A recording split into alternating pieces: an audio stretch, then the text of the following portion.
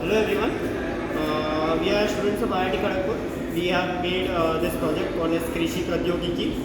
It is basically an automated farming system with a manually app control override over it. So basically what we have here are these components which you can see. The main brain behind these components lie here, which is the embedded system right here.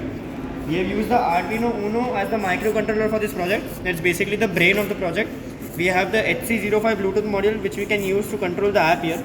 As you can see, we are directly getting the readings of the app, readings of all the things like the moisture, the light and the temperature here. We have also used a DHT11 temperature and moisture sensor which helps us giving the temperature readings. We have used two servo motors. One is a high torque servo motor and one is a low torque servo motor. The high torque servo motor is used to open the pump and water the entire irrigation system. Obviously everything is based upon the moisture sensor that we have used here, which gives the data to the Arduino. Right now it is on the complete automated mode. As you can see, we have wet soil right here. Suppose if we want a condition where, assume a condition where the soil is dry and the moisture sensor becomes dry. You can see that as soon as I take out the moisture sensor, the pump is opened right here and the water system has started working, and hence the plant gets watered. If I put it back into the wet soil, the pump gets closed and hence the water will stop working.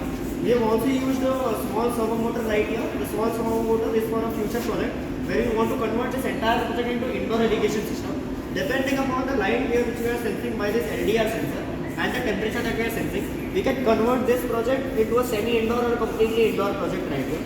Now this is a completely automated system. By using the Bluetooth app, we can also convert it into a complete manual system. Now as soon as I typed O here, we have converted this into a completely manual system right here, and now the app can be, like the entire system can be controlled via Bluetooth module itself. So here's our project, and thank you everyone for watching.